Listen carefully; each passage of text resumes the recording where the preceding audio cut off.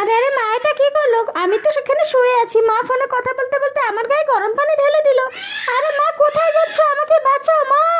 আরে বাবা তো চলে এসেছে, বাবা তাড়াতাড়ি আমাকে বাঁচাও, দেখো মা আমার গায়ে গরম পানি ঢেলে দিয়েছে। তোর এত বড় সাহস, তুই ফোনে কথা বলতে বলতে আমার ছেলেকে গরম পানিতে চুবিয়ে মেরেছিস? আজকে তোর খবর আছে। সব কিছু বাদ দাও, তাড়াতাড়ি চলো, ছেলেকে হাসপাতালে নিয়ে যেতে হবে, ছেলেটা আমার পুড়ে গিয়েছে। তোমার ছেলের অপারেশন করতে হবে, আর এর জন্য প্রচুর টাকার দরকার। না, এটা হতে পারে না, আমি রাগ করে বাড়ি ছেড়ে চলে যাব। আমার মতো খারাপ মায়ের কোনো দরকার নেই এখানে থাকার, আমি চলে যাচ্ছি, আমাকে ক্ষমা করে দিও। ওর বাবা খুবই ভালো লোক, সে খুবই পরিশ্রম করে ছেলের জন্য টাকা উপার্জন করছে। এই তো কাজ করার পর কিছুটা টাকা পেয়েছি। ছেলের অপারেশনের জন্য আরো টাকা জোগাড় করতে হবে, আর এর জন্য আমাকে আরো বেশি বেশি কাজ করতে হবে। একটু পানি খেয়ে নেই, খুব শরীরটা দুর্বল লাগছে। তাড়াতাড়ি দিন স্যার, আমার পাওনা টাকাটা আমাকে বুঝিয়ে দিয়েছে।